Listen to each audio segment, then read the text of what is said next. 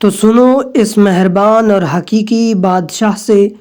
یہ کیسی امید کی جا سکتی ہے کہ وہ تمہیں صلے کی امید دلا کر مایوس کر دے۔ اللہ تعالیٰ قرآن پاک میں خود فرماتا ہے،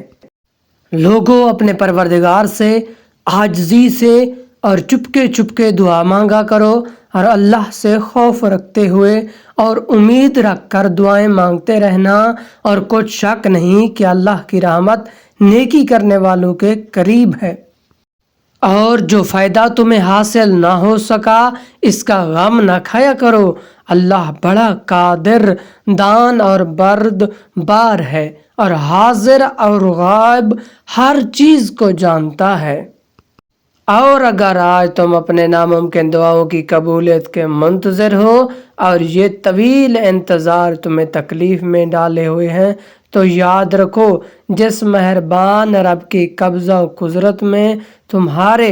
گردش لیل و نہار ہیں، وہیں تمہارے عروج و زوال کا بھی حاکم ہے، اور اللہ تمہیں پیدا کر کے چھوڑ نہیں دیا بلکہ تمہارے رہنمائی، حفاظت اور حاجت روائی کا ذمہ بھی خود ہی لیا ہے۔ اور اگر تمہارے امیدوں کے دل بوجھ رہے ہوں تو سنو، رسول کریم صلی اللہ علیہ وسلم نے فرمایا، تمہارا رب اپنے بندوں کی مایوسی پر مسکراتا ہے، حالانکہ اس کی طرف سے حالات کی تبدیلی قریب ہوتی ہے۔ بے شک تم اپنے رب کی خیر سے کبھی محروم نہیں ہوگے،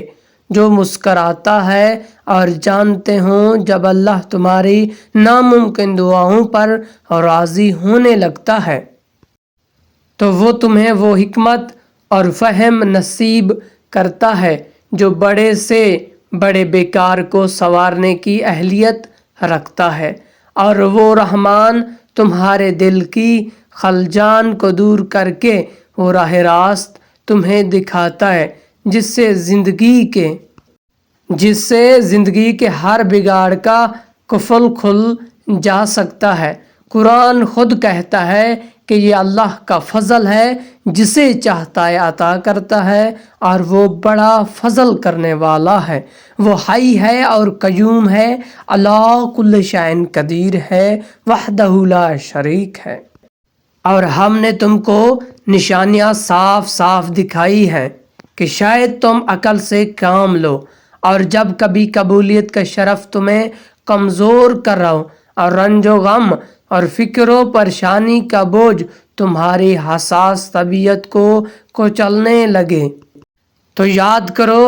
وہ وقت جب اللہ تعالیٰ نے حضرت موسیٰ علیہ السلام کو منصب عظیم پر مامور کر کے فرعون اور اس کے عظیم سلطنت سے جا ٹکرانے کا حکم دیا، تو اس وقت حضرت موسیٰ علیہ السلام تنہا ایک جابر اور طاہر طاقت سے ٹکر لینے کی ہمت نہیں کر پا رہے تھے۔ تو اس وقت انہوں نے اللہ سے یہ دعا کی، اے میرے رب، میرے لیے میرا سینہ کھول دے اور میرے لیے میرا کام آسان کر دے۔ تو اللہ تعالیٰ نے ان کے لیے وہ حیران کن معجزے کیے کہ دنیا حیران رہ گئی۔ اللہ تعالیٰ خود قرآن پاک میں فرماتا ہے، یاد کرو وہ وقت جب ہم نے سمندر کو پھاڑ کر تمہارے لیے راستہ بنایا اور پھر اس میں سے تمہیں باخریت گزار دیا، تو یاد رکھو تدبیر عمل کا سارا اختیار اللہ ہی کو حاصل ہے۔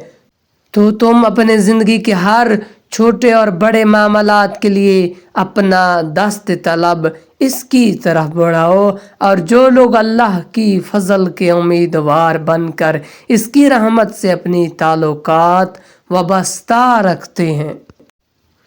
انہی کی دعائیں ناممکن کو ممکنات میں بدل دیتے ہیں۔ اور جانتے ہو کہ اللہ کن لوگوں کی دعا کو جلد قبول فرماتا ہے؟ میرے نبی کریم صلی اللہ علیہ وسلم نے ارشاد فرمایا، جو اپنے رب سے زیادہ مانگتا ہے اللہ اس سے زیادہ راضی ہوتا ہے۔ دعا تمہارا اللہ سے رشتہ جوڑ دیتی ہے، دعا تمہیں اپنے خالق کے قریب کر دیتی ہے، کیونکہ ایک اور حدیث میں روایات ہے کہ دعا مومن کا ہتھیار ہے۔ جانتے ہو جو ذات ہر چیز سے بے پرواہ ہے، وہی مہربان ذات جب تمہارے پرواہ کرنا چاہتا ہے نہ تو تمہیں۔ اگر تم یہ جاننا چاہتے ہو کہ کیا تم بھی وہ خوش نصیب ہو جس کی آزمائش اللہ عنقریب قریب ختم کر دے، غیب سے حیران کن مدد فرمانے والا